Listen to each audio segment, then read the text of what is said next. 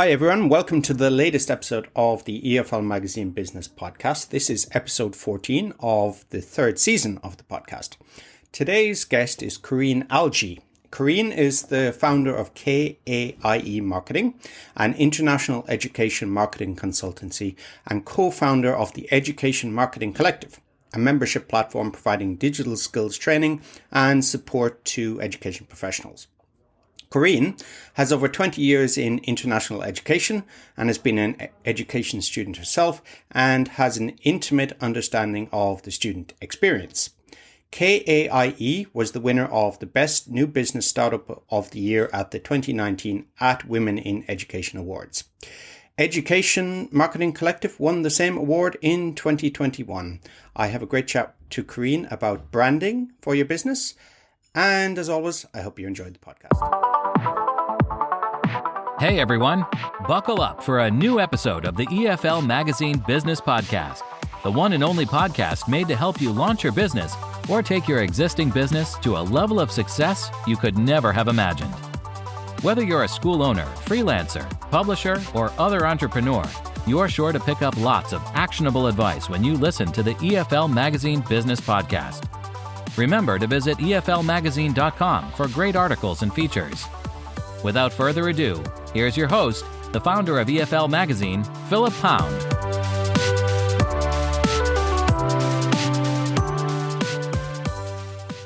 Welcome back, everybody, to the latest episode of the EFL Magazine Business Podcast. I'm delighted to be doing one in the evening now. I usually do one in the morning, and I'm not good I'm not a morning person, so I'm working at about 30% capacity in the morning. A little bit more today, and I'm delighted to have our guest, Korinne Algie. I'm glad I said that. I'm so nervous. Can't get your name wrong. Oh, no, you did a very good job. Thank you very much. And Korinne is a co-founder, but she's also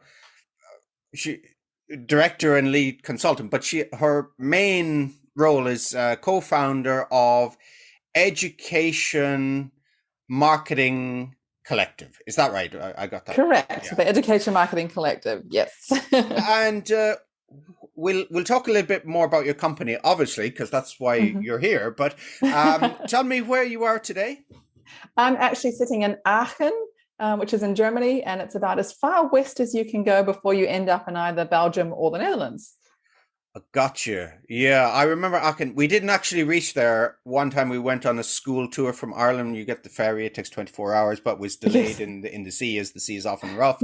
And, you go to it's like Valkenburg, isn't it? Valkenburg is about, I'm going to say 7 or 8 kilometers from where I am. Oh, really? Right now. It's that near, is it? It's that near. Oh. I could literally walk to 2 different countries from where I'm sitting right now. And we were going to have a day trip to Aachen from Valkenburg, and I think Valkenburg is, as it says in Berg, doesn't it? It's probably the only hill in Holland. It is. It's actually the highest mountains, or the highest mountain and highest mountain range in the Netherlands. There, so but it's not really a mountain range, is it? No, they're gentle hills, really. Yeah, but it's an area known for mining, so there's lots of great caves and stuff around there too.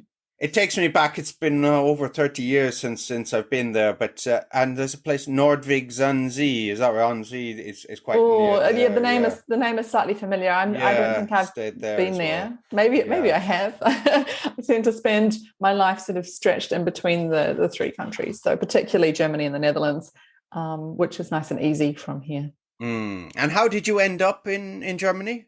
Well, I actually came to Germany about, over 13 years ago now. I was, before becoming a freelance consultant, I actually worked for ICEF. So ICEF is quite a big and very well-known organization in our industry, and they do big education marketing or education networking events around the world. So I was their marketing director for 8 years, which is why I came to Germany. And then after having my daughter, I decided that it was, traveling all the time to these different events was going to be a bit much. So then I founded my own business, which then rolled into also co-founding the Education Marketing Collective. But of course, your accent betrays that you're not from Germany Yes. originally. Although you could pass as German. You do. I definitely do. I definitely do look very German. Yeah, that's right. I'm originally from New Zealand. So I have a bit of a mixed accent these days. When I talk to family back home, they always say to me, "What do you sound like?" So it is a bit of a mixed bag, but I am originally from Auckland and the west part of Auckland, proud Westie. And so I'm very far from home. Okay, that's interesting because I would hear your accent say you're from New Zealand. Maybe Australia, I wouldn't know. Your vowels are a little bit more, let's say, regular. Short to be Australian. Yeah, and I think it depends a little bit on who I'm speaking to. So I tend to adapt the accent a little bit. And when I'm speaking to another native English speaker, then the Kiwi accent comes out a bit more because I'm not having to, generally speaking, Americanize myself, because that tends to be the accent that most people can understand. Yeah, exactly. We all go for the mid-Atlantic voice, don't we? But I don't know what that would be for New Zealand and mid-Pacific. I don't. Yeah, I guess so. Mid-Pacific. Anything but Australian. And so tell me about your background. You were always interested in marketing, branding. Were you? That was your major in college, as they say here. Actually, yes and no. Yeah. It's kind of funny how it all sort of turned out. So throughout high school, in high school, I went as an exchange student to Japan for a semester abroad. So my focus was always on languages. I was always a big language buff, and I did my semester abroad, came back, had every intention in the world of going to university and studying law and politics and heading into sort of, the foreign service, and then decided, no, I need a year off because I'd worked very hard and to get grades to get into those difficult programs. And I decided to take a year off. So I went back to Japan and bumped around there a little bit, and then ended up in Brazil for a year, which was wonderful. Also picked up Portuguese while I was there, but I came back and I thought, no, I don't really want to get into law or politics. I need to go to university now, otherwise it might not happen. I might get distracted. And so I ended up going to university in the first instance to do a Bachelor of Arts in Japanese and Spanish, and in Spanish only because they didn't offer Portuguese in New Zealand at that time. So then skip forward. After university, my first job was as a Japanese agent, which, I used to call people up on the telephone at schools in New Zealand, and then they would meet me and be completely confused as to, why I was working at a Japanese agency. But that was wonderful, honed my language skills, and really enjoyed that job. Then worked in marketing for a couple of schools, but I didn't really have that much of a marketing background. It was one of those things that you kind of transition into, as many people in our industry do. They'll start in one area of a school or one area of our industry, and then, all of a sudden they're a homestay coordinator, or they're a student counselor, or something that they're not necessarily 100% trained for, but they can, give it a go and do a relatively good job. So it was at that point when I was working for schools that I suddenly thought, well, if I really want to make a splash in this, if I really want a career, if I really want things if I really want to drive things further, then I do need to go back to uni and get a more formal qualification in marketing or some kind of business degree. So that's what I did. I went back to university and got a master's of communications management, which covers things like public relations, branding, bit of international, intercultural communications, those kinds of things. And that kind of what led me to jump back into our industry, but in a more professional kind of capacity. So yeah, that's how I got to where I am now. Wow, that's quite a journey. And what did you see in the industry that you could address that wasn't being, I think what I bring to the industry is that I also have the experience of having been a student. So I've actually had that experience of, what things really helped, what things were missing, what support systems I needed. I had that experience when I went to Japan. And I think that has actually been a huge benefit and a foundation for how I, then now advise schools and agencies, in their marketing, because I can draw on those experiences. And although things have changed, I'm a few years past being a 16-year-old in Japan, but I can still draw on those experiences, and I can still really put myself in the customer's shoes because I was their customer. And so I think that was really what grounded me in the education industry. And then later on still really informs basically every thing I do when it comes to giving advice about marketing and branding and those kinds of things. So I hadn't realized you were just 16 when you went to Japan. Yeah, I was. I was actually 15 turning 16. Wow. And of course there's a very topical TV show on Netflix now, isn't there? You know the one I'm talking about. I'm struggling now to get the name up. I've forgotten about it. I was talking about it. What is it? Kid. Is it a Japanese one? Yes. No, I can't remember the Japanese name, but the English name is Old Enough. I can't remember. Yes.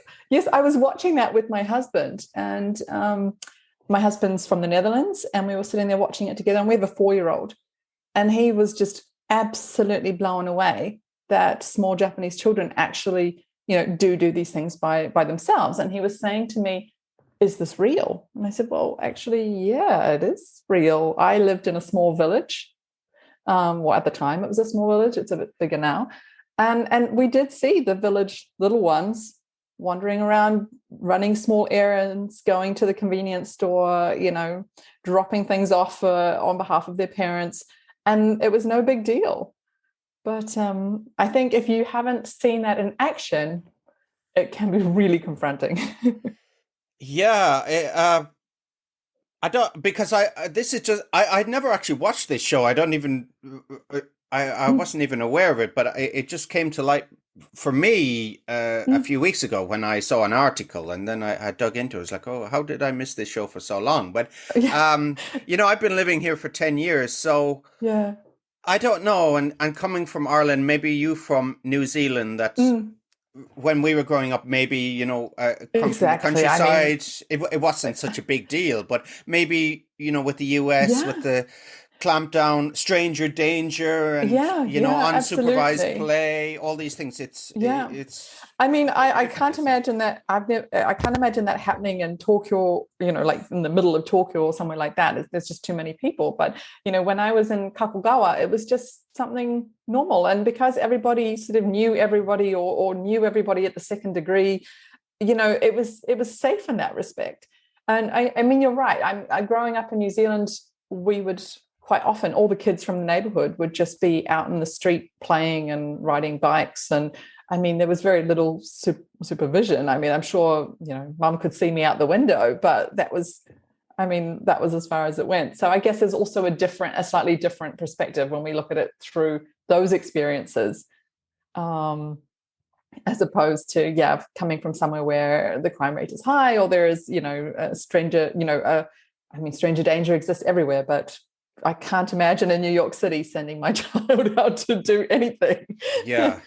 Yeah, that would be frowned upon, to say the least. But exactly. I recall actually in the 80s, I think it was an Aussie actually who unfortunately died a couple of years ago. Great favorite of mine was Clive James. I watched and read a lot of his books, watched his TV shows, and he used to have guests. One guest he had was, of course, as many listeners will know, Billy Connolly. Yes, and Billy Connolly was talking about being in New Zealand. This was in the 80s, when people didn't get to New Zealand so much, and it didn't really take off till the 90s, 2000s, LCCs and whatever. But he said there was a New Zealand TV crime show, some like Crime Watch in the UK. I don't know what the equivalent. It's called Crime Watch or Crime Stoppers, one of the two. Yeah, one of those. And he said the most serious crime was a stolen camera. Yeah. That as a child, that was it, and it would be things like, someone was graffitiing, and because it's such a, I don't want to say New Zealand's such a small place, but often it is. And, you'd have people actually call up and say, oh, and they would solve all the crimes that they put on the show. They had such a high, solve rate, because people would just be like, oh, yes, that's blah, blah, blah from down the roads, boy. And boom, solved. Yeah. So the CCTV cameras were the flickering With the blinds. neighbors. Yeah, exactly. So tell me more about your company. Tell me more about the international, Education Marketing Collective. Yeah, I have so many tabs here. That's all right. There's no problem at all. And because I I have two hats, it does get a little bit confusing. But today I'm here in the capacity of Education Marketing Collective. So that was a company or an organization that was born out of the pandemic. We founded it in the middle of the pandemic. And so myself and my co-founder, Emma, she is also another independent freelance contractor. And we came together because we were being asked a lot to do sort of projects. We were being asked to quote on the same projects, and we have different skills. So a lot of the time we would end up pairing up. And we found out that we got along really well, and we were getting lots and lots of inquiries for different things. And it kind of dawned on us that because of the pandemic, a lot of budgets were being, slashed. And that wasn't necessarily what schools predominantly wanted to do. It was just that they had to do that. There weren't the people coming through the door, and obviously online courses, although they are quite profitable, they are a lower price point. So we realized that there were tons of people out there that were quite desperate for marketing help, particularly digital marketing help, because all of a sudden the traditional marketing things that people were really great at, like, having conversations with agents, going and visiting them in their country, or, these kinds of things, meeting parents and building that rapport, all of a sudden these kinds of physical and traditional marketing was sort of whisked away, and people found themselves having to be digital. So after a wee while, we also discovered that, the budgets were just too small to pay for many schools to pay for consultants, because, let's be honest, let's say how it is. Consultants are expensive. We're amazing, but we're expensive. So a lot of schools didn't have the budget to really justify that at the time. So we came up with the idea of the Education Marketing Collective. So it is a digital marketing platform. So basically it is aimed at schools, agencies, or service providers from international education in general. And what we do is it's a membership platform. So people come in as members, they purchase a membership, and then in that membership they get each month a masterclass training. So we have a collection of partner members. So those are a collection of consultants as well as guests who come in and deliver a 1-hour training on a specific area of digital marketing. So in the beginning, we came up ourselves with all these different topics. What we sort of realized and saw our community needed. Nowadays, we get members coming to us and saying, "Hey, can you find someone to do a session on X?" And so that's what we do. So each month there's training. There's also, with that training, members get a collection of different resources that they can, access at any time. They get access to the person delivering the training for asking questions, that kind of thing. And at the end of the training, that lives on the platform. So, for example, if you were to join tomorrow, you could still access all of the masterclasses and resources that had ever taken place. So in the last year. So they're all there living on the platform. So, for example, 1 month you're not interested in learning a little bit about SEO basics, but then 6 months down the track, you're like, oh, okay, I need to know a bit about that. You can go back and access that. On top of that, each month we send out a newsletter, which doesn't sound exciting, but the point of difference is that we go through and we look at all of the different digital marketing updates or changes that have occurred in the previous month. We look at them all, we filter through them, and we work out which ones apply to us in education. And then we take those different updates or changes and we break them down and explain to members exactly how they apply to what we're doing, or give them tips as to how they can use that change in their digital marketing. So we're taking these things that can seem really broad and a bit scary. And we're sort of bringing them down, breaking them down to just the nuts and bolts and explaining them in plain English so that anyone in our industry can, one, understand the change, and two, know how to apply it. So those are the two biggest things. There are a bunch of other things that we do. We have live question and answer sessions for our members where they can submit questions, and usually myself and Emma or another partner member or a guest will just sit there and we'll just answer whatever questions, or endeavor to answer whatever questions people throw at us. So there's lots of different bits and pieces. The main point is that people in our industry, people whose school or business has a smaller budget, can afford to at least access some good digital marketing training, and that will give them sort of a foundation so that they're not flying completely blind. And that's basically what the Education Marketing Collective is all about. Okay, so it's, as you said, when people say consultant, that's when the nervousness the blood pressure goes up. And, exactly. So consultant it's done for you, but this is done with you and shown to you. Exactly. And I mean, if somebody was to join the platform and they thought, okay, maybe I would like to work with Korinne on a project, well, members also get a discount of all partner members' services. So it also makes it a bit cheaper if at some point they decide they do have the budget to take it to the next level. But the idea is just to empower people and make sure that they've got the foundation so that they're not doing a completely terrible job, and also to support them through that. Okay. So can you give me an idea of an average or like a case study of a student, a member of the collective, and where they've come from and have they succeeded? Yeah, absolutely. So we've got a bunch of members. So I'm just, we have, we're getting quite a good membership down in New Zealand, which is always very nice. Makes me feel a little bit closer to home. I couldn't exactly give you sort of, how that's impacted in real numbers, their enrollment. But for example, we see with members, so we see with members that they are, the easiest example to give you is that they're showing up every time to these masterclasses, day or night. They are asking really informed, great questions. So you can tell by that they're actually going away and applying that knowledge. That's not just that they're sitting there to, convince the accounts department that the money hasn't been wasted. They're actually asking us, really good questions and getting, good advice. We also have, for example, one of our members, Kate. She is a consultant that helps university students with their like thesis and this kind of thing. She, in the beginning, was somebody whose social media, mainly Instagram, was good, but it wasn't, next level. And by being part of our platform, she's accessed information and training on how to do reels. She's accessed all kinds of different, tools that she can apply to her Instagram, and it just took off.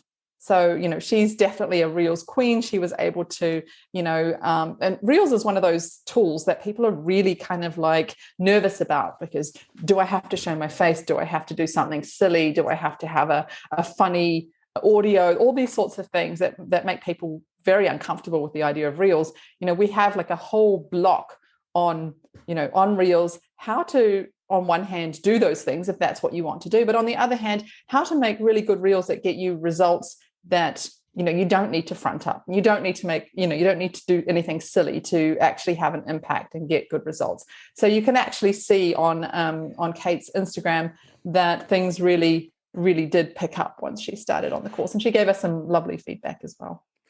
Fantastic. So it reminds me of a book I've read recently. Is I have it here on Amazon, so I can get the right title. Get Different.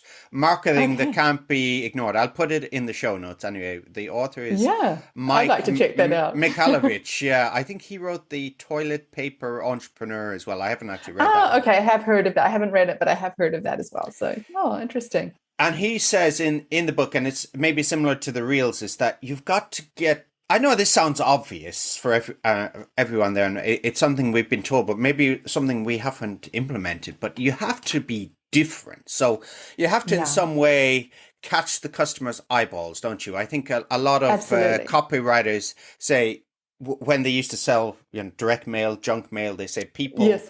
they read their mail over their dustbin or trash can if you're American, Yeah, don't they? It's exactly. like, so Does it go in or yeah. so that's exactly what it's like. Is grab the attention. You're on Instagram. You're flicking through all these things. You're scrolling, Exactly. and And it's got to make an impact straight away.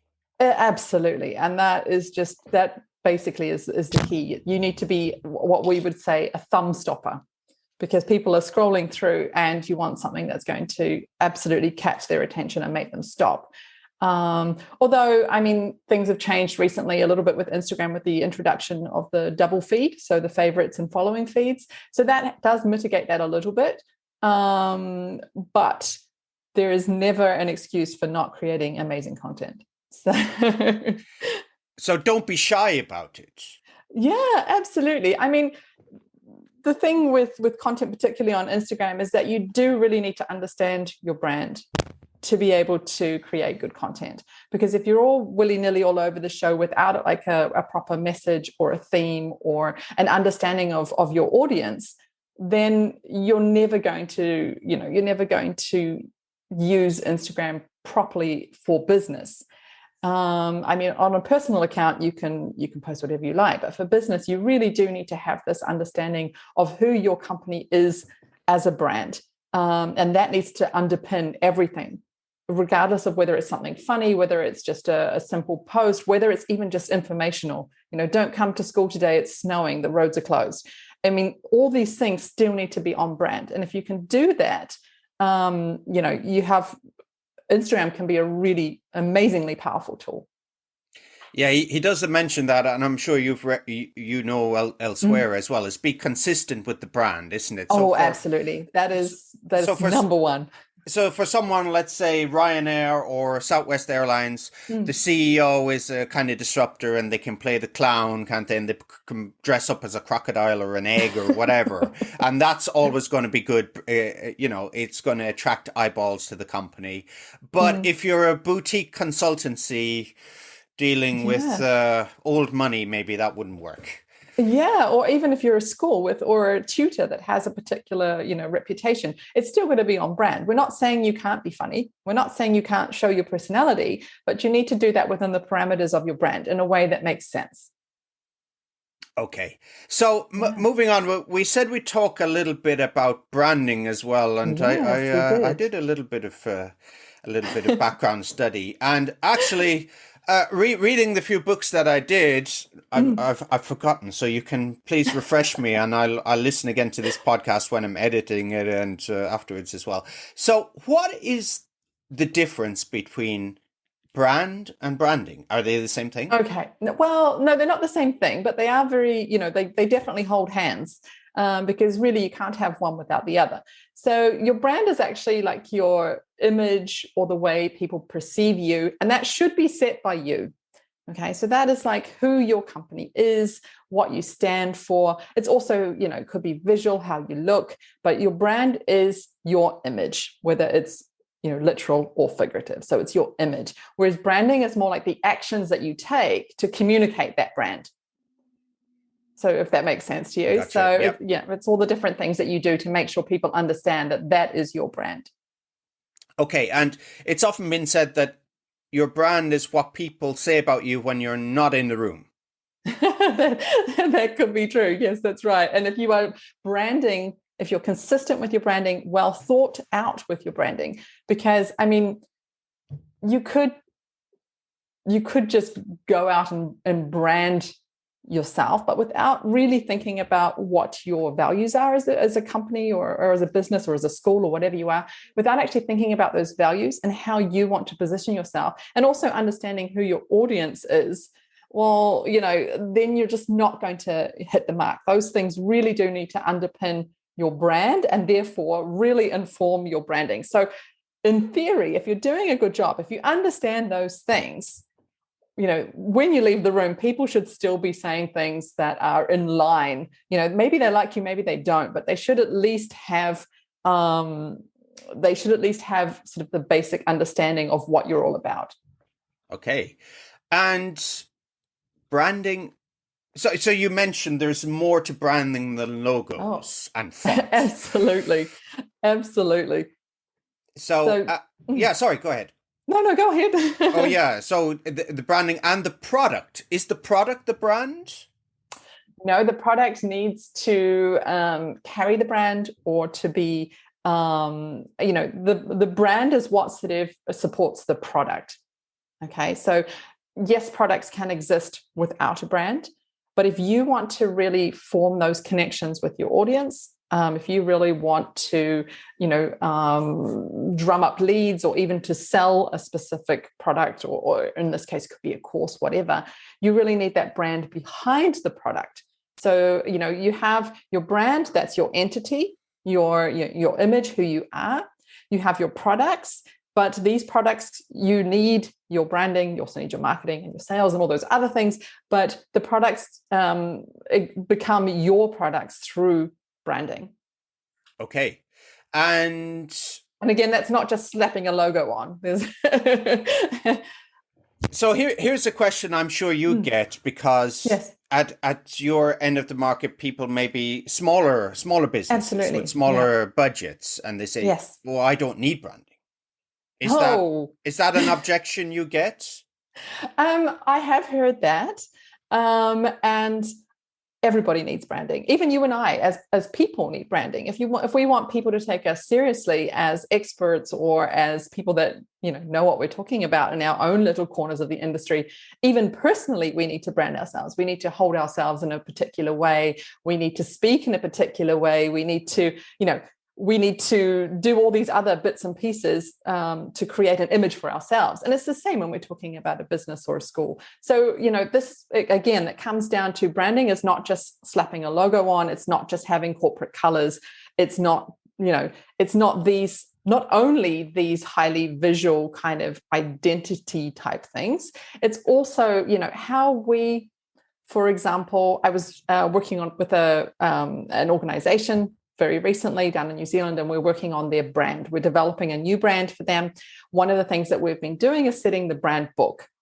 Now, it's amazing how many schools, how many businesses don't have a brand book right at the beginning. And they have to do this retrospectively later, where they go back and they create a document which explains exactly what the mission is, what the values are, but then also goes into things like, what kind of language do we use?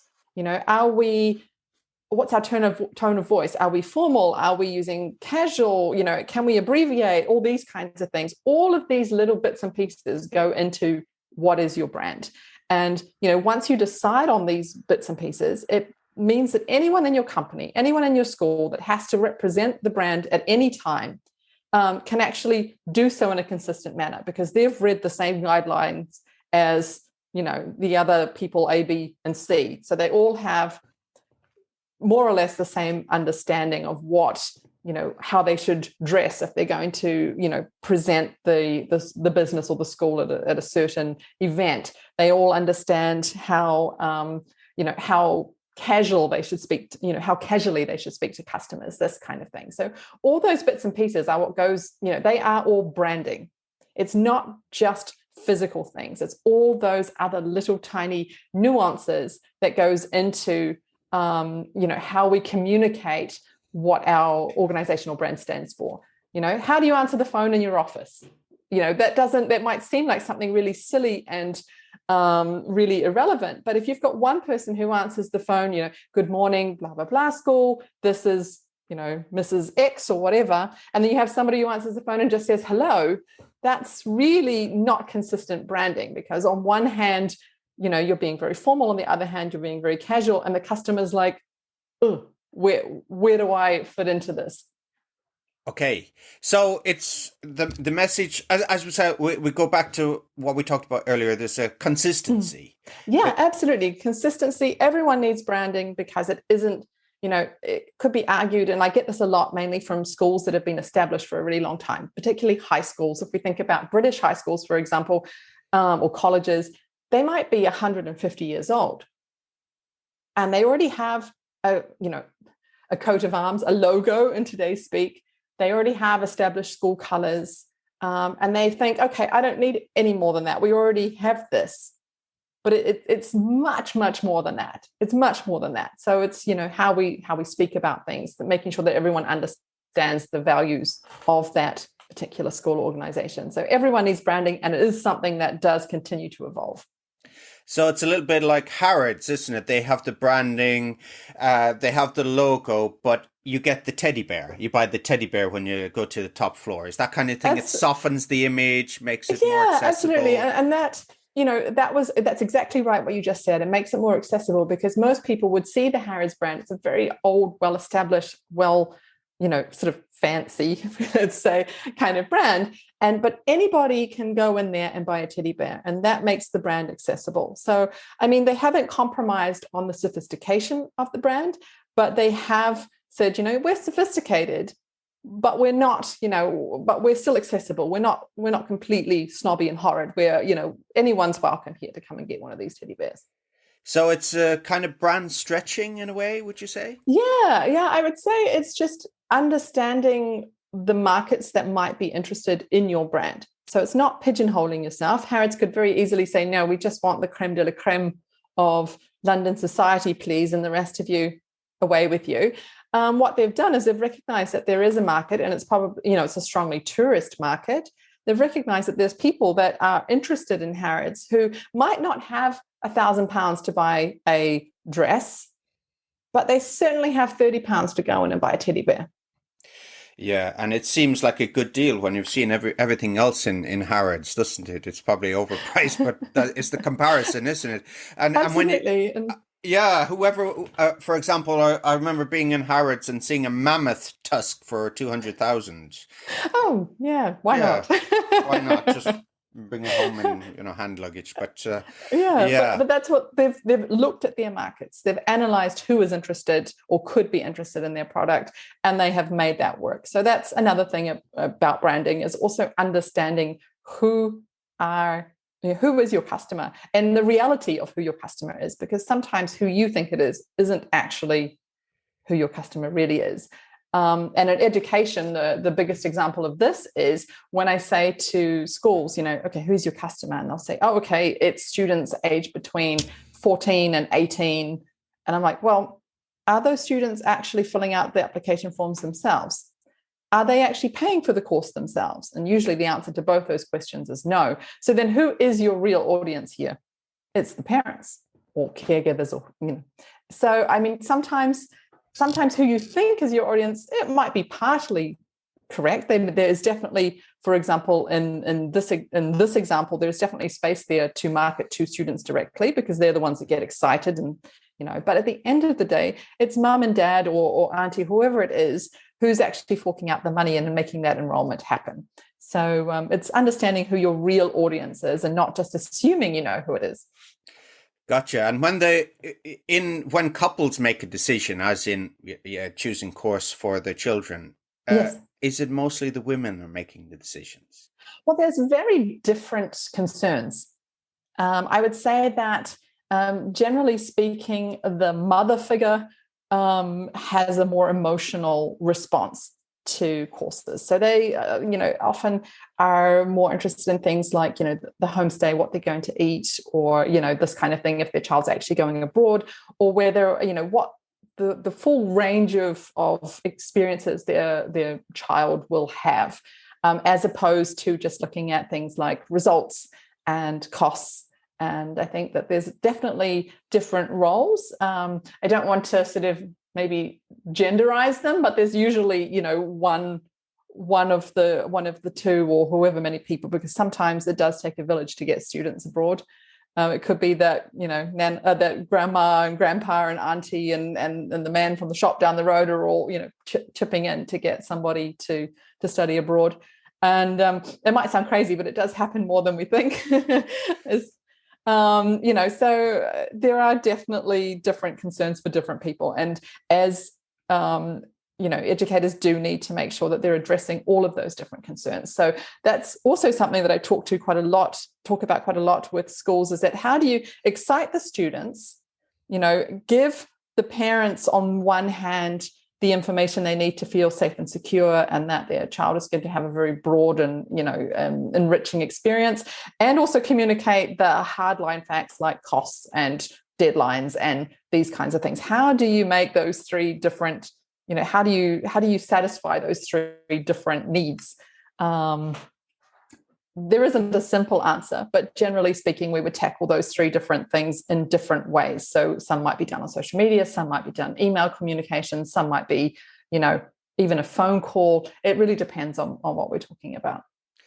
Yeah, guarantee of service and safety, of course. Exactly. And that's even more important at the moment. I think, coming out of the pandemic, also with the horrible situation in Ukraine, safety is definitely in the front of everybody's mind at the moment. So when we're talking about branding, I think that, communicating your brand, I think it's really important at the moment to make sure you're also drawing attention to the ways in which you are, making sure that students are safe and looked after and healthy. Okay, fantastic. There's some really great takeaways there for people in the industry on branding. But I would tend to say, from my uneducated eye, looking at branding, looking at websites of schools, the register tends to be on the stuffy spectrum.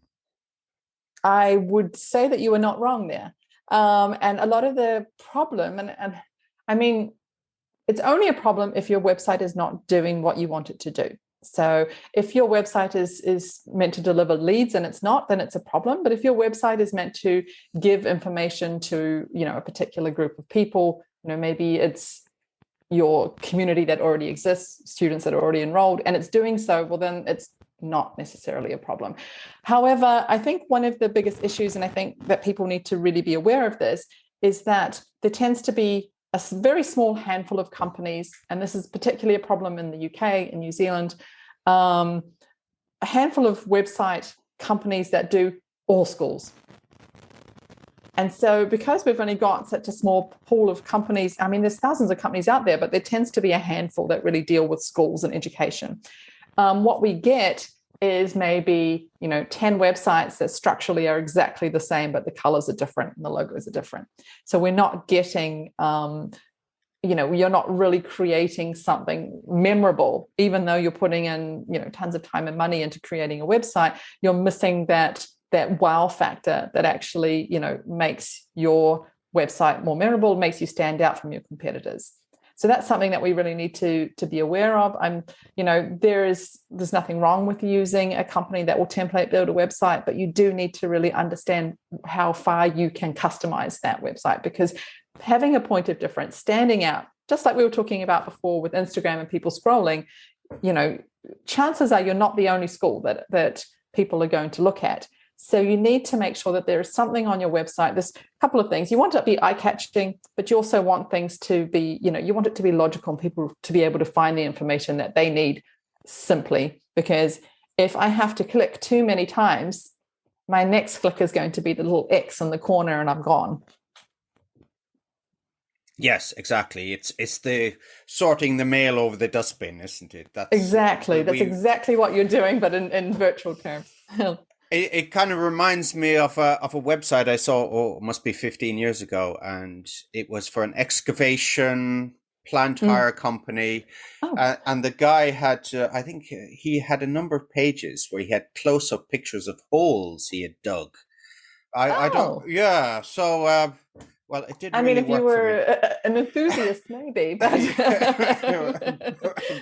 but I don't know. Yeah. For people who are buying these services, one hole generally kind of looks like another. Exactly.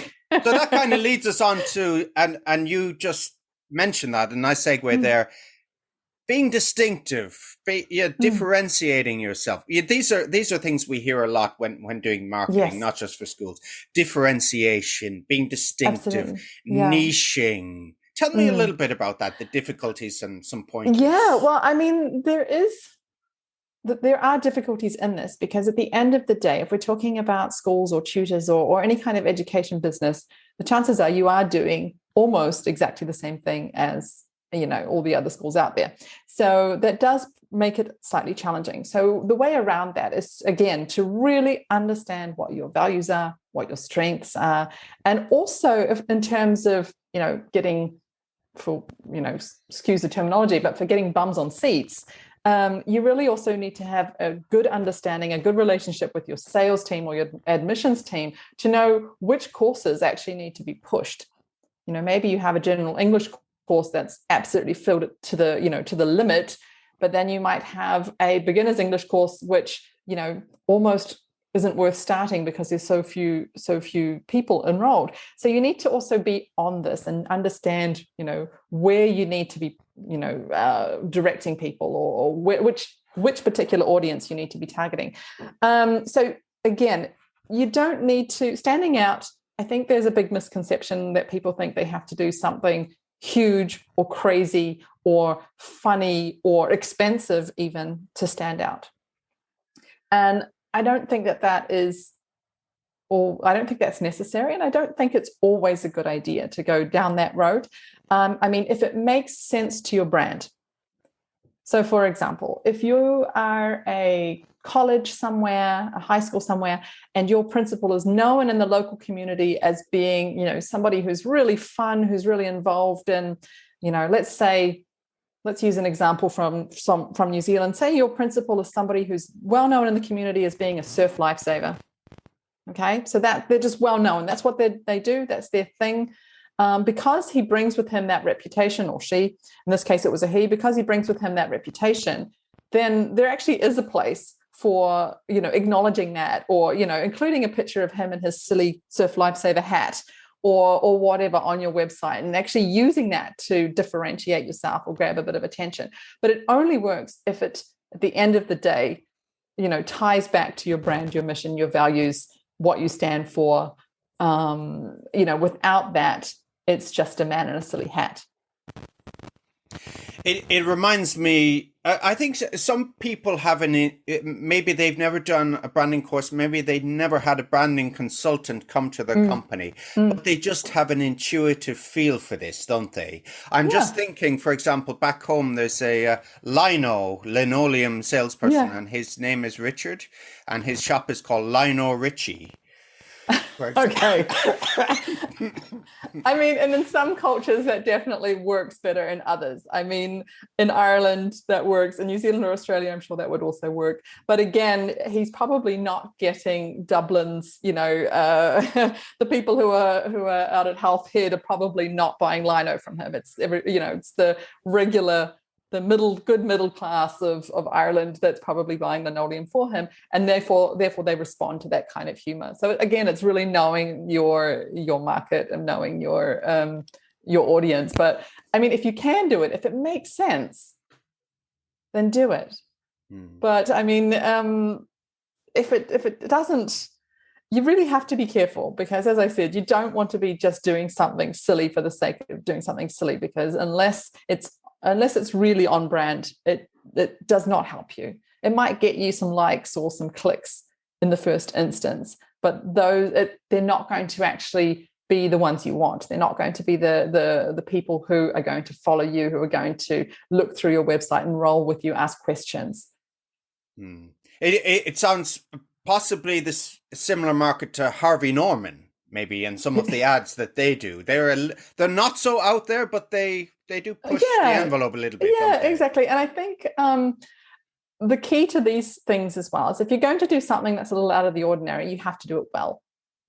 Okay. And Harvey Norman is an example of a company that does that well. So their ads and everything else are always professionally done. They always look slick. They always are well produced. There's a message behind them. It's not just somebody's gone, oh, this is a good idea, let's do it. There's been, research behind it. There's, so it comes across as quality. And I think that as long as you're producing quality, you can get away with a lot more. And, it's the same with your website. If your website in general looks slick, you can get away with having, some more playful pictures or some more playful headlines, because you're delivering quality. Yes, exactly. And that's, you're making my job so easy, Korinne, because the next question I was going to ask is, how do you make the customer feel brilliant? Yeah. I mean, the biggest way to make a customer feel brilliant is to understand what they want. And half the time, they're not just going to front up to you and be like, this is what I want. So you are going to have to spend some time checking your analytics, whether that's, on social media, whether it's on your website. You do need to try, at least in the first step, understand as much as you can of, who is this person? Who are the people that are looking at my website? Where are they based? If you notice, if you're an English school and you notice that all of a sudden you are getting a ton of traffic from Brazil, well, then, you can say to yourself, okay, maybe it's worth my while having, a one pager, like a landing page in Portuguese that gives like an overview of, you don't have to translate a whole website. That's a question I get a lot. Should I translate my whole website? Well, how much money do you have? Because that can be quite pricey, and to be done well takes time. So you can always have a one pager, and with the top level information, so if you were to look at that data and saw that and you were, okay, my customers in Brazil, let me give them some information in Portuguese. Maybe the student themselves doesn't need it. Maybe they speak English well, but maybe mum and dad are still paying the bills. And so mum and dad would appreciate at least this overview.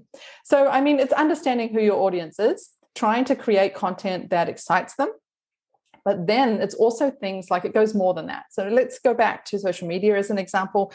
If somebody makes a comment on a post that you've made, even if they've just put a smiley face or a heart, like an emoji, you must respond 100% of the time. And not just liking it, you must respond. Because maybe that person sitting there behind their phone or behind their computer is a little bit shy to actually ask the question that they want to ask. So they're taking the first step and they're, giving you a smiley or, sending a heart. And when you respond to that and acknowledge them, you're taking that step towards them and saying, hey, look, we appreciate that you just took that time, even if it was just, 2 seconds. We noticed you. That's what you're saying. And so if somebody leaves you a smiley, people are like, oh, well, how do I respond to that? Well, what you do is you say, hi, whatever the person's name is, glad you enjoyed our content. If you have any questions, feel free to send us a DM. Or, something like this. Acknowledge that you've seen them, because that is opening the door. And that absolutely will make a person, especially somebody who's feeling a little bit sort of unsure, feel more comfortable. And it starts that relationship with them. And that's one of the beautiful things about social media, is that it allows you to build these relationships well before the student or the potential student, well before they're even near the point of enrolling. So you're able to really sort of build on that and keep going. And I'll tell you what, if you respond and you get no response, that person is still likely to come back to you later on or make more comments. And maybe next time they comment on a post, it might be, oh, nice post, or it might be something small. And they're building up their confidence, they're building up their trust in you. And, you're acknowledging them as helping them along that journey. So yeah, that's another thing. And the same with emails.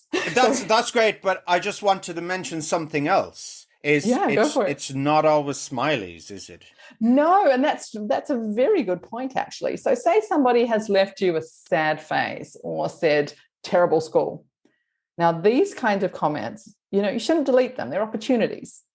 I would say delete them if they are just negative for, troll comments. Not somebody who has any relationship with your school in any way whatsoever, then, okay, there's a case for deleting. However, even then, unless they're really drastically bad, I wouldn't delete them. Now, a good example of this is Google reviews. So, people can go on Google and they can review your school or whatever. And they don't have to have, it's like with restaurants, you can go on Google and review a restaurant. You don't necessarily have had to have eaten there in the last week. Maybe you were there sometime 5 years ago, whatever the case may be. People can just randomly leave reviews. And so a lot of the time, well, many times schools find that they just get troll reviews, people just making negative reviews for the sake of it. So, what you do is you don't want to leave these reviews unattended. And it goes for social media, anywhere that's public. You don't want to leave them unattended. You want to go back to them. And if it's negative, you could be like, hi, whoever. check your database. Do you have this person in your database? If you do, great. If you don't, well, then you go back to them and you say, hi, blah, blah, blah.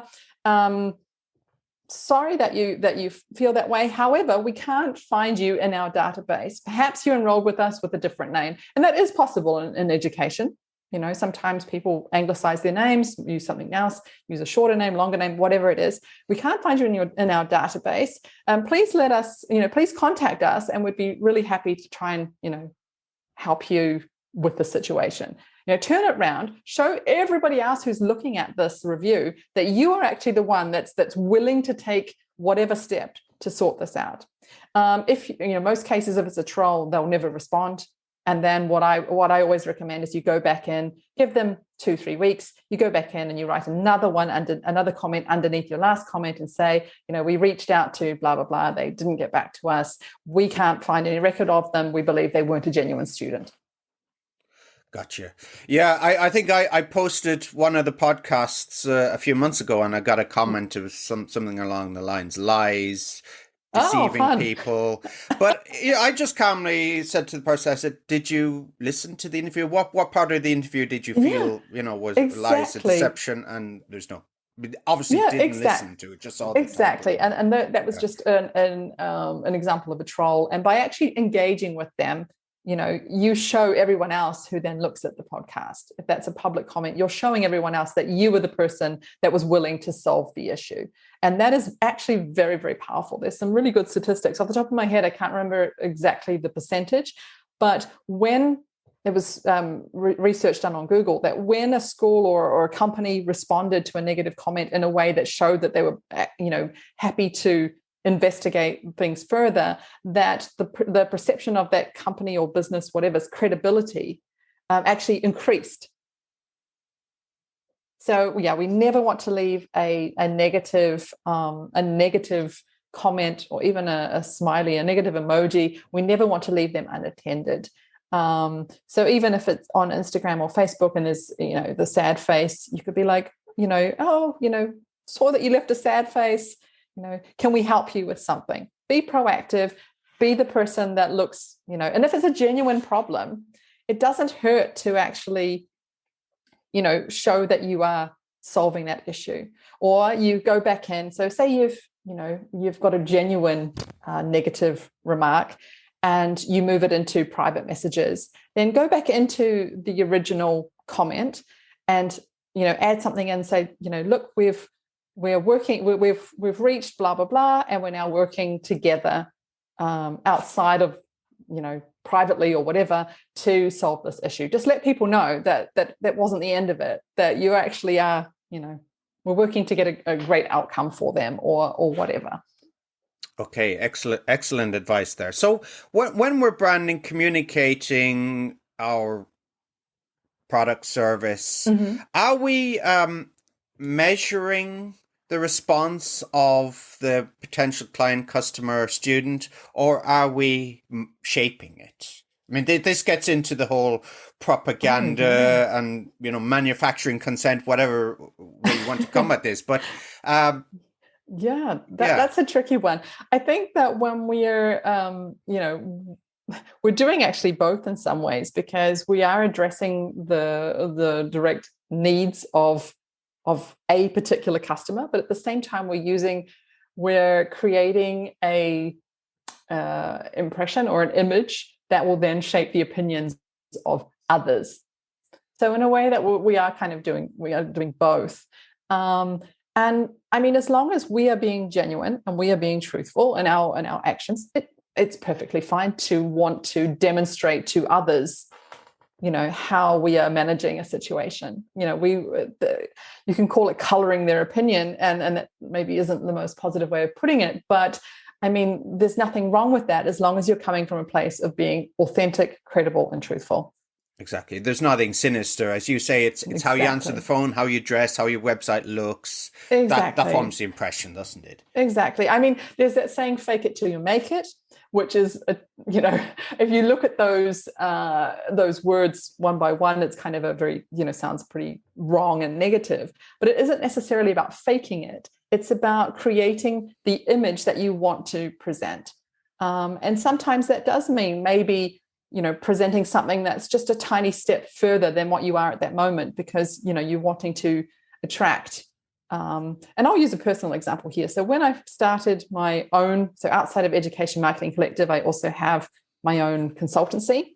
And when I launched that, I knew that I could do what I was going to say I could do. I knew that, that I could find great customers.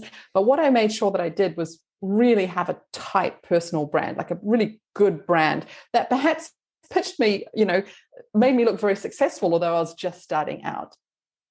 So it was sort of slightly, I wasn't deceiving people. I was, I could absolutely deliver what they wanted. I was very successful in my role with ICEF. And so I was pitching myself at that level, even though my business had only just started. So I made sure the brand was, something that people would look at and go, oh, she must be doing very well, even though I was just at the beginning of that journey. Okay, excellent. So that leads me on to we're going to talk a little bit about David Beckham, because yes. he's often a case study for brand consultants, isn't he, of how to have an excellent brand as a person. Yeah, absolutely. And I think Victoria as well should probably appear right alongside him, because they are both, exceptional at branding and personal branding as well. So I'm going to, there's a few bullet points here. So David Beckham stays true to his purpose. Yep. He engages his customers. He makes sensible investments, and he stays on brand. Yeah. I think those are all truthful statements. Yeah, exactly. So, for example, make sensible investments. I think for some people, I think I'm thinking of an example from back home. There's a Green Party politician he had a lot of his share portfolio was in ICI, BP, a lot of chemical companies and petroleum companies. See, that's not on brand. Yes.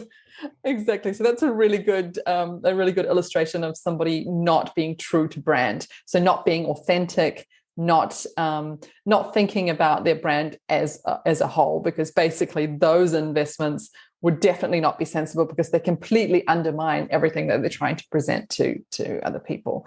So I think that's a really great example. And I think that when we're talking about investments, it doesn't necessarily have to be monetary investments all the time. If you think about David Beckham and what he does with youth football and football development, these kinds of where he's donating his skills or expertise to particular programs, I think that's also an investment, because it's an investment in his image.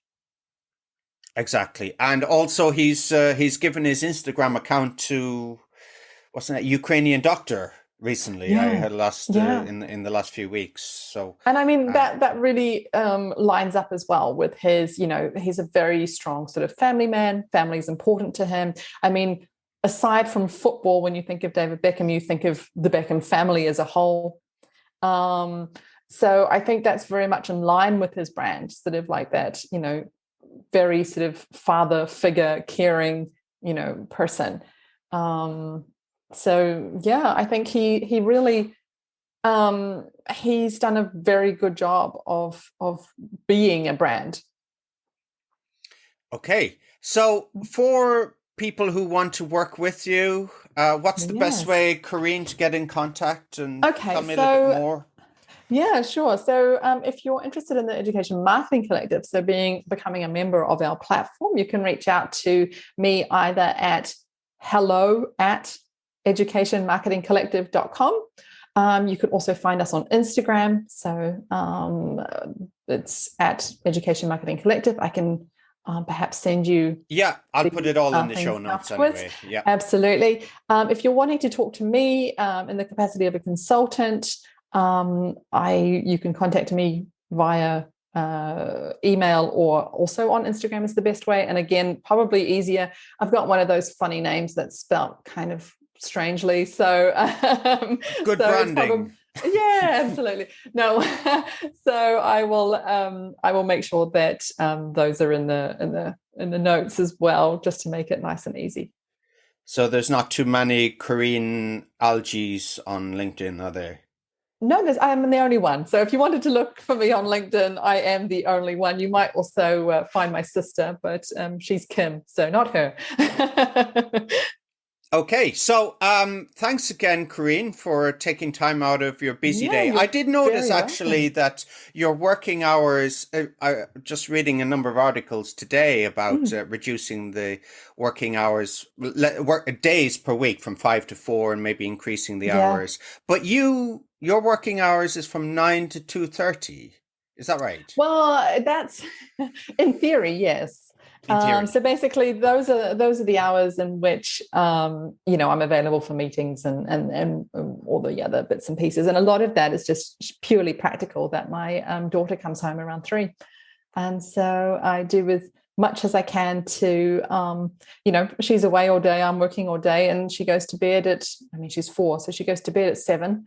And so I'd like to have those few hours between after school and bed, to spend with her and not be chained to my computer.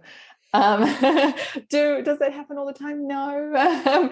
For example, tonight I have meetings with clients in New Zealand, so I'll be starting meetings at 10 p.m. So it's really, it's the blessing and the curse of being a consultant and working internationally. I work with people all around the place, in the States, here in Europe. So on one hand, it's wonderful and very interesting, but it does sometimes mean that I am taking meetings or giving presentations or whatever it is at very strange hours of the night and day. Yeah, tell me about it. In theory, a 4-day work week would be wonderful, and I am hoping to move more towards that. But we'll see. But not just yet. Yeah. Yeah. Okay. So, Korinne, Algie, thanks again. Yeah. Thank you very much for having me. It's been a pleasure. Thanks for listening to the EFL Magazine Business Podcast with Philip Pound. For more great advice and resources, check out eflmagazine.com. If you found this podcast helpful, be sure to subscribe so you never miss an episode. See you next time.